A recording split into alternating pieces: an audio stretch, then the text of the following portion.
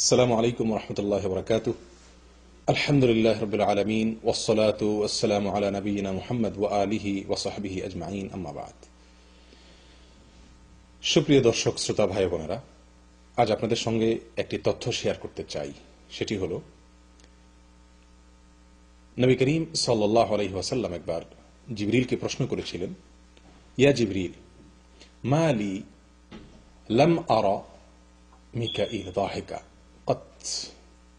আমি কখনো মিকাইলকে, চারজন প্রধান ফেরেশতার অন্যতম মিকাইলকে আমি কেন কখনো হাসতে দেখিনি, কখনো তার মুখে আমি হাসি দেখিনি, কেন? জিবরিল আলাইহিস সালাম তখন নবী সাল্লাল্লাহু আলাইহি সাল্লামকে বললেন, ইন্না মিকাইল লাম ইয়াদহাক মুনযু আন খুলিকাতিন নার। আল্লাহ সুবহানাহু ওয়া তাআলা যেদিন জাহান্নামকে সৃষ্টি করেছেন সেদিন থেকে মিকাইল কোনদিন হাসেননি। হাদিসটি মুসনাদ আহমদে বর্ণিত হয়েছে। প্রিয় বন্ধুগণ, তথ্যটি অনেকেই হয়তো আগে থেকে জেনে থাকবেন, অনেকের জন্য হয়তো নতুন, কিন্তু এই তথ্য আমাদেরকে অনেক অনেক কিছু শিক্ষা দেয়। আমরা সকলেই জানি আল্লাহ সুবহানাহু ওয়া তাআলা ফেরেশতাদের সম্পর্কে বলছেন, লা ইয়াসুনাল্লাহা মা আমারাহুম। আল্লাহ তাদেরকে সৃষ্টি করেছেন এমন ভাবে যে তারা আল্লাহর কোন নির্দেশকে লঙ্ঘন করে না।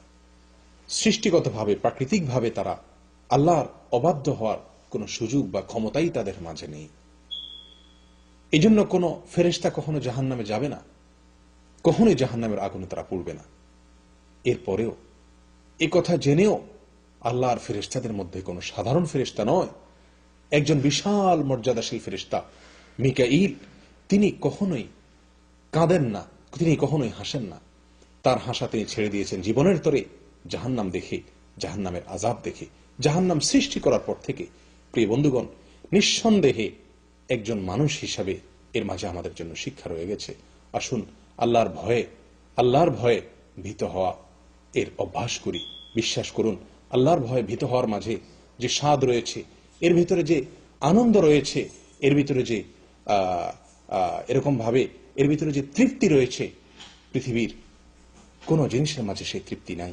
দুনিয়ার কোন মানুষ এর ভয়ে অথবা আল্লাহর কোন সৃষ্টির ভয়ে যদি মানুষ কাঁদে, তাহলে তার ভিতরে কোন তৃপ্তি সেরকম থাকে না, বরং তার ভিতরে এক ধরনের কষ্ট, এক ধরনের অস্থিরতা, এক ধরনের ব্যাকুলতা, এক ধরনের অশান্তি মানুষ অন্তরে অনুভব করে। কিন্তু আল্লাহর ভয় এমন এক জিনিস যে আল্লাহর ভয় যদি কেউ কাঁদতে পারে, আল্লাহর ভয় যদি কারোর অন্তরে সৃষ্টি হয়, তাহলে তার ফলে বরং তার অন্তর অত্যন্ত অত্যন্ত আনন্দ, এক অবর্ণনীয় স্বাদ, এক অবর্ণনীয় মজা সে উপলব্ধি করতে থাকে, অনুভব করতে থাকে। প্রিয় বন্ধুগণ, আসুন আল্লাহর ভয় নিজের অন্তরে জাগ্রত করি। আল্লাহ সুবহানাহু ওয়া তাআলা বলেছেন, ওয়া আম্মা মান খাফা মাকামা রাব্বিহি ওয়া নাহা আন-নাফসা আনিল হাওয়া ফাইন্নাল জান্নাতা হিয়াল মাওয়া।